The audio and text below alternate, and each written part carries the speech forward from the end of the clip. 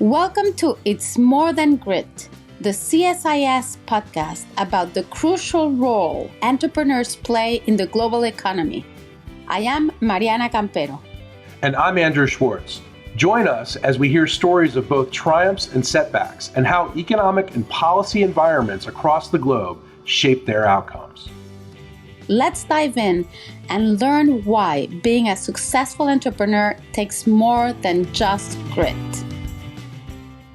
In today's episode, I spoke with Sarah Calhoun, founder of the Red Ants Pants Company, which is based in Montana. We discussed how her own need for women's workwear was transformed into a successful retailer, her journey from starting a local pants company to her recent expansion goals, the dilemmas that many small companies face in order to be able to expand, including expanding production to outside the United States, as well as the cost and benefits of being an entrepreneur in rural America. We also discussed the impact that a single person with grit, passion, and good ideas like Sarah can have in their own communities and beyond.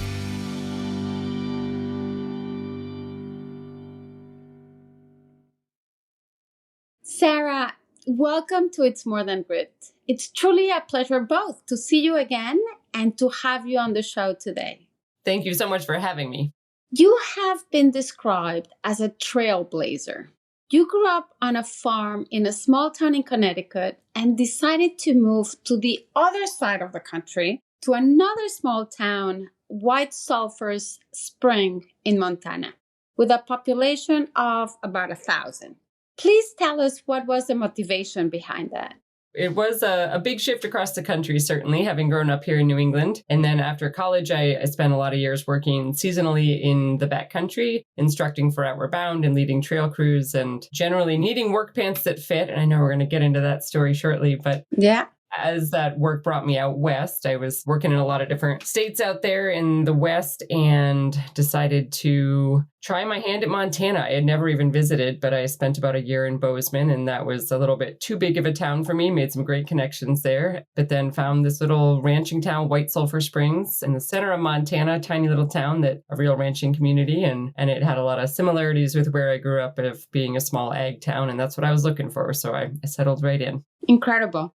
You arrived at a very small town where I assume everybody knew everybody, right? Mm-hmm. But you had sort of this grand idea, nothing other than to build an apparel company with the coolest name probably in town, Red Ants Pants. How did that happen? I mean, what problem were you trying to solve with this?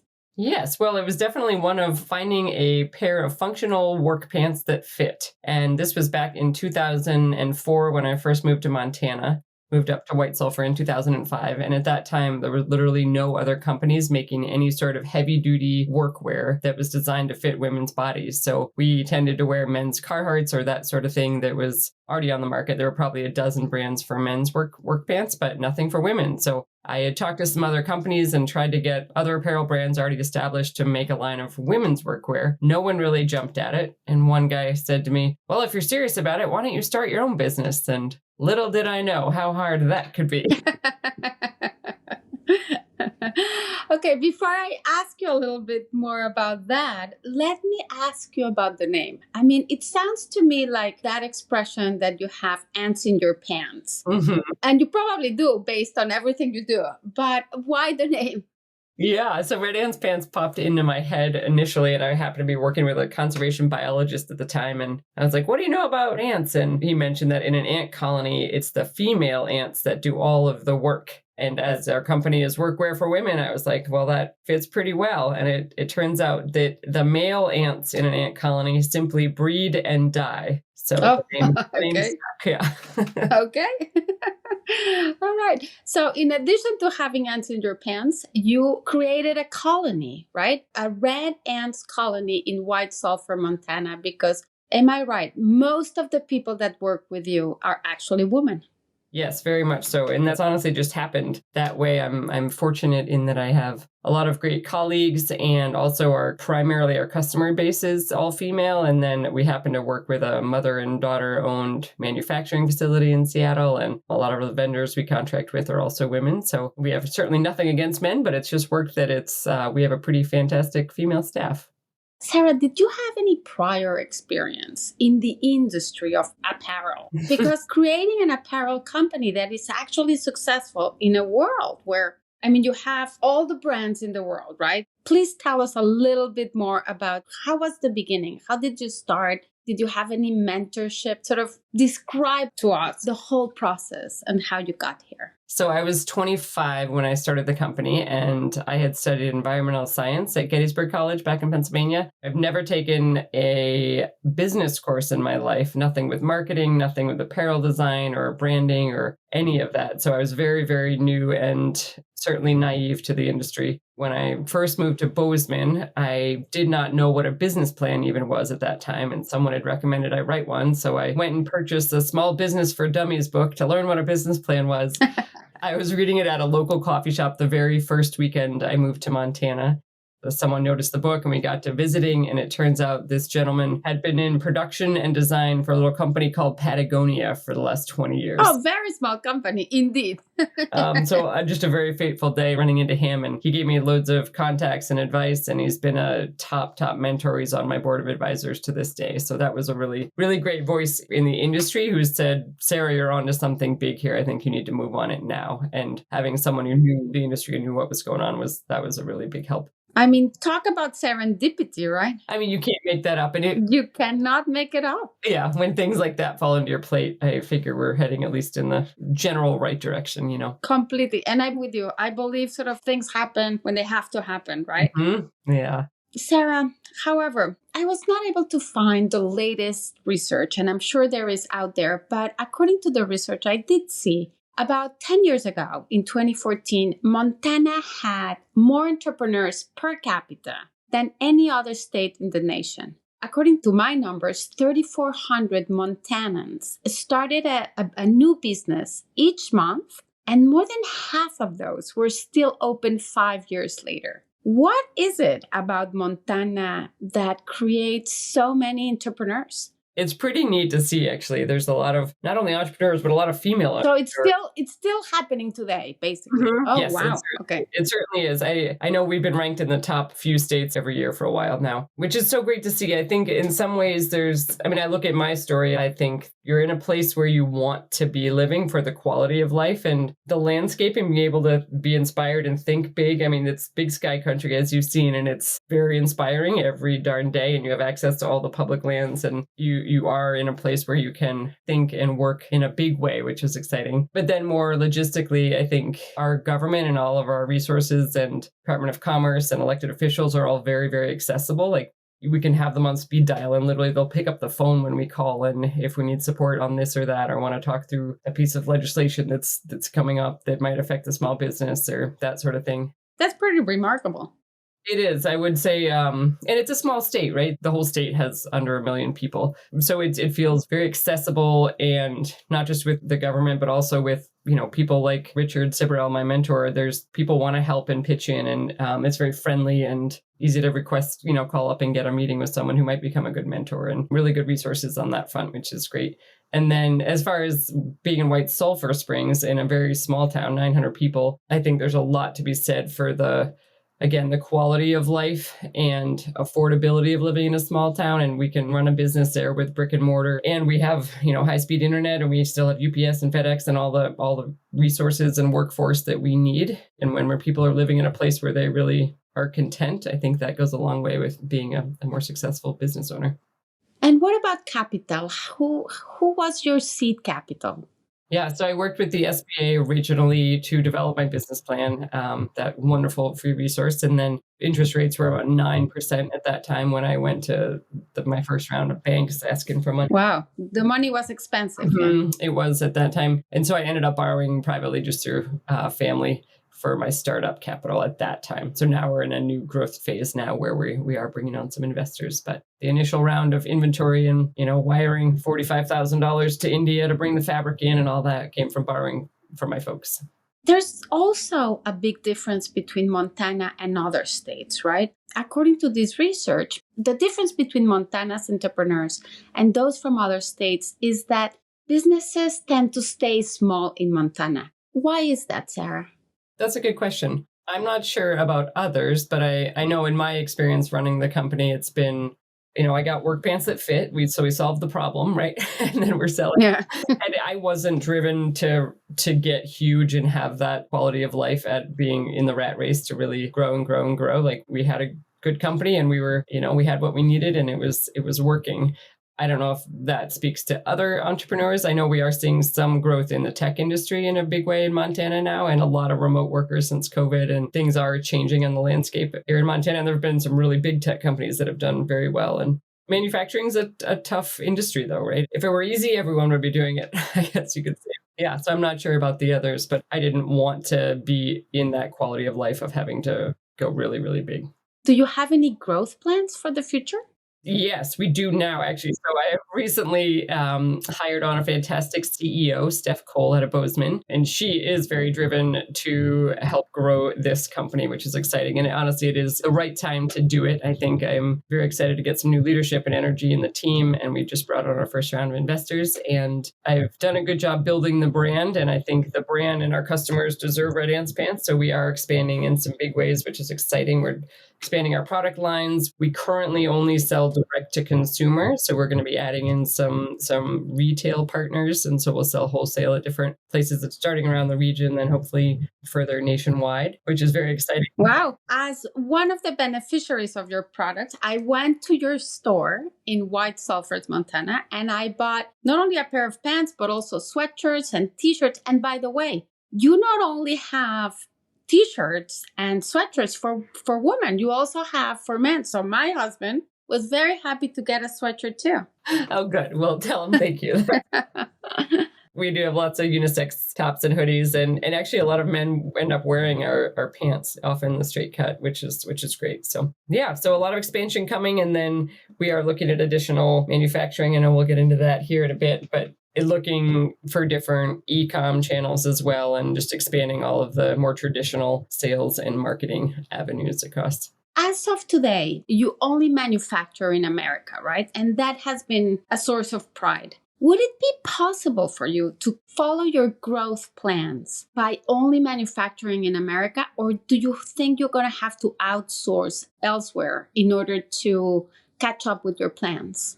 I think we are going to investigate some additional overseas production just for efficiencies. Honestly, the factories around the world tend to be a little more efficient. And we have a fantastic partnership with this factory we've worked with from the beginning in Seattle, and we'll continue with them and possibly add some additional U.S. lines. But we will always keep a line of workwear that is produced in America as an option for our customers. And then we will likely add some additional options of product. Like other products or something. Yeah, it's just, and honestly, the margins are, it's tough to compete. We can make great products in America, and we certainly believe in keeping our jobs local and having those personal relationships that are very easy to build when it's, the next state over. But in order to expand, you also need greater volume, right? We do. And to scale up, it is pretty essential at this point. Sarah, you've only had, as you said, direct sales model, right? You have your beautiful store in a gorgeous historic brick building, and you also have a website. Are you considering selling through Amazon or Etsy or any of the other platforms? Yes, we are at this junction as well. We hadn't in the past. It was honestly a lot to get set up initially, and I was a one-woman show for a lot of years. So we're certainly looking at Amazon and other online means. Etsy might be a good one too. And we're about to relaunch a new website this winter. So we're stepping up our game on the e-com and SEO and all the online tech options available. And we're going to see some good changes for getting our name out in front of our customers a little more easily. Well, that's exactly what I wanted to ask you. How do you get the word out? So initially, when I started this, because we were selling direct to consumer, one could walk into a store and just happen upon Red Ant's pants. So my initial adventure was I bought an old Airstream trailer and we took it on the road and called it Tour de Pants.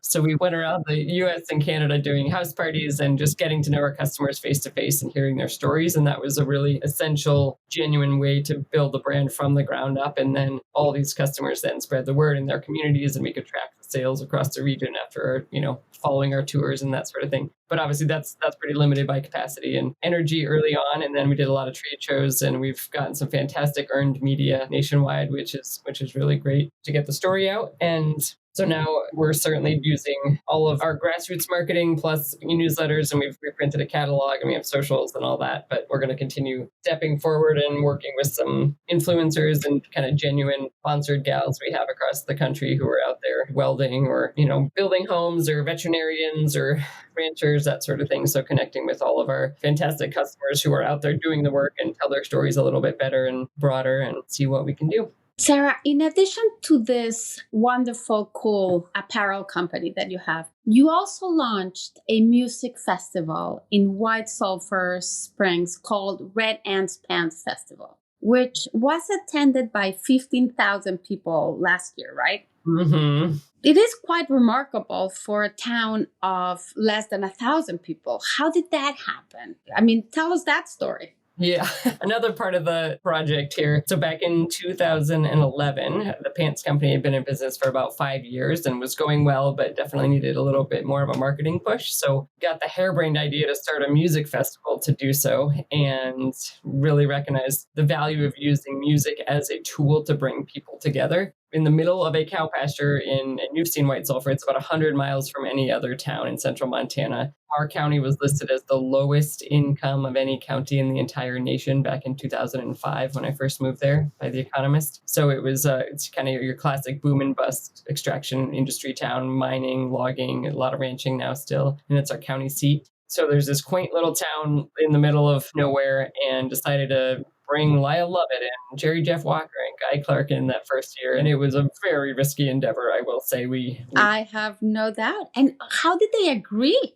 We'd signed a contract and paid them some money, but I was working off a $0 budget, just hoping that our advanced ticket sales would be enough to cover the talent deposits. And the community rallied hugely around the event and helped pull it off. Everything from the ranchers that own the land still let us use it for free, and lots of folks pitching in with equipment and resources, and the football team filling gopher holes and that sort of thing. And volunteers to help you sort of sell waters, and I assume, right? Yep. We have about 250 volunteers that help every year, and it's a big lift, but everyone is absolutely loving it. And folks come from all over the country and world to come enjoy this music and connect with good people and celebrate rural Montana. So we just had our 13th year of this event, and it's been named Montana's Event of the Year. And we have very good feedback from the talent and as well as the community. It's very family friendly, and we do a lot of educational programming on site as well, with our demonstration area showing different ag and work skills like crosscut sawing and sheep shearing and meat processing and all the cool ag skills. So it's become a really good Montana tradition. Oh my God. I certainly hope I can go next year.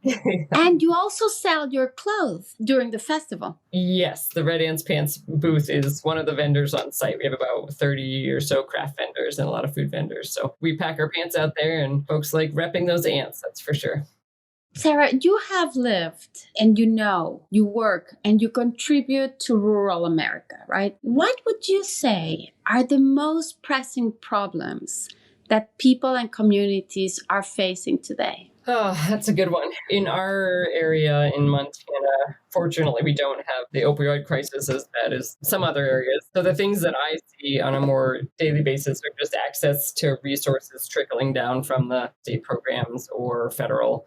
We don't always have all the community engagement organizations or fundraising opportunities with different supportive nonprofits in the area, that sort of thing, where we have to be pretty self-reliant as a community and as individuals in a small town. So, and the other big thing I think is just telling the stories of there's so many successful businesses and quality of life experiences in all these places in rural America. And I think we are thriving in ways that the national media ignores. I think there's a lot going on and a lot of beneficial kind of patterns and ways to treat one another and ways to operate and do business, and kind of the culture of rural America, I think it's going strong. And I think there's so much potential for other small business owners to come and start their companies in small town America, for sure. Tell me something. You've described a picture of, sort of being in a small town, can be an asset, right? I mean, you have low cost, wonderful quality of life. Mm-hmm. And, some of the challenges, but, sort of, has it been hard for you, or will it be hard for you as you grow to find more talent, more vendors, more partners, more capital, sort of, is that, sort of one of the challenges that being a small business from a rural America faces today? I think you don't have to necessarily do all of your banking in town. And I actually used to do my banking in Bozeman, and the last couple of years we've shifted it to our community bank in White Sulphur Springs because we had a better personal relationship there. So those sorts of things. That's an advantage, better relationships with your banker, that's for sure. Mm-hmm. And they know you and know who you are and your values, and they trust the people still. It doesn't have to be a big corporate bank. So I think there are benefits there, certainly. I think with workforce, we've been very lucky locally, but we also don't have to hire that many people right in town to run the store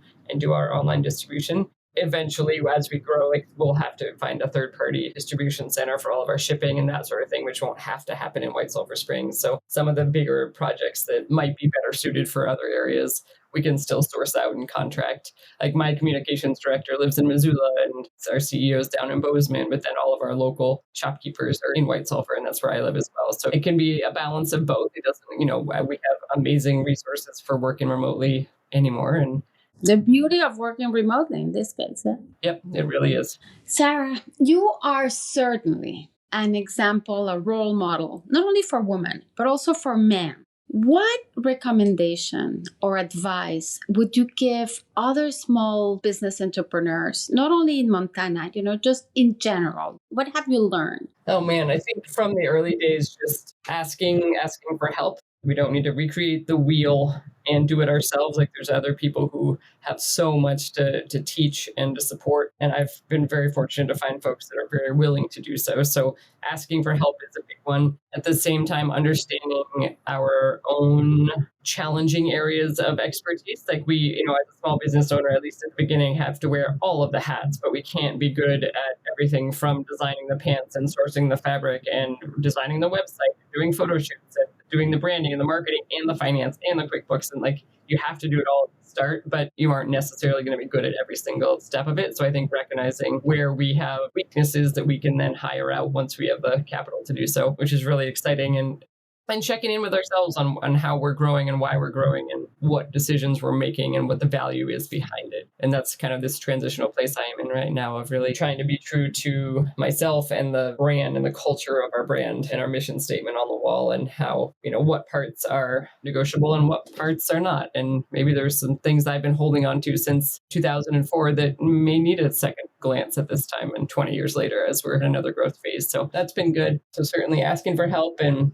checking in on our own selves. To understand really sort of what are our strengths. Mm-hmm. What mistakes do you think you made that, having known in advance, you could have avoided? I think having a better cash flow system earlier would have allowed for some bigger growth early on. You need money to grow, and that's a known fact out there, but it's hard when you don't want to necessarily take on more debt, or maybe you don't have the capacity or resources to engage a bigger fill in the blank, whether it's a production expansion or more inventory or a new website or whatever it is. It's hard. You have to pick and choose when you're a small grassroots company on the up and up. So you cannot do everything. So you really have to. Exactly. Yeah. You do. And obviously having enough cash to make it all happen is a big one, but understanding inventory turns and the whole production timeline and everything, there's a lot to it. So I think getting someone really strong in finance in the door earlier would have probably allowed us to grow a little more enthusiastically over the years.